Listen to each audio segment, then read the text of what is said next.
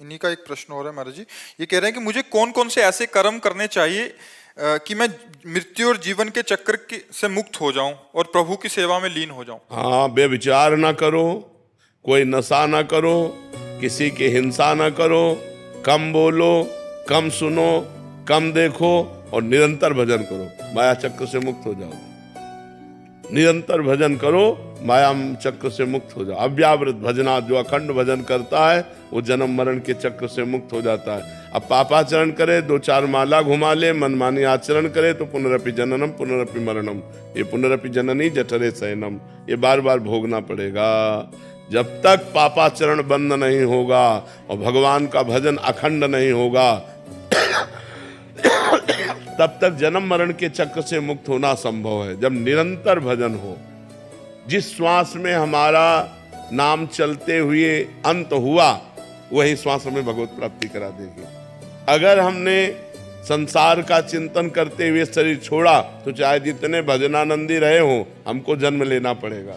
भरत जी हिरण का चिंतन करते हुए शरीर छोड़ा, गंडकी नदी में रह रहे थे, भगवान ऋषभ देव जी के पुत्र थे, तो उनका अगला जन्म हिरण का हुआ।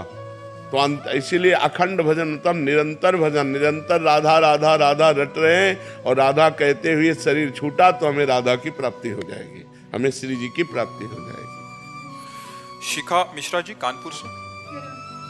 राधा वल्लभ श्री हरिवंश महाराज जी क्या प्रभु की भक्ति केवल प्रेम से ही प्राप्त हो सकती है या अन्य साधन? भक्ति से प्रेम और प्रेम से भगवत प्राप्ति। भक्ति से प्रेम, नवधा भक्ति से दसधा भक्ति प्रेम और प्रेम से भगवत प्राप्ति होती है। प्रेम से भगवान का साक्षात्कार होता है। जान ले सो जान निहारा, राम ही केवल प्रेम प्यारा। प्रेम ते प्रगट होय मैं जाना, मिले ही न रघुपति बिनु अनुरागा, किए कोटि तप जोग विरागा।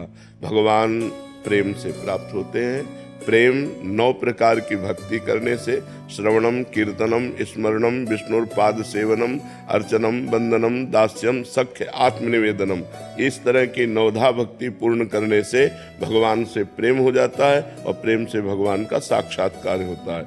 अन्य साधन योग मार्ग, परमात्म बोध, समाधि, ज्ञान मार्ग, तत्वबोध, ब्रह्म प्राप्ति, अलग अलग मार्गों से अलग अलग अनुभव होता है, समझ पाए। और अन्य जो शुभ कर्म है वो पुण्य है, वो भगवत प्राप्ति कराने में समर्थ नहीं है। बहुत पुण्य हुआ तो स्वर्ग आदि लोगों के तुच्छ भोग भोगने को मिल सकते हैं, उनसे भगवत प्राप्ति नहीं।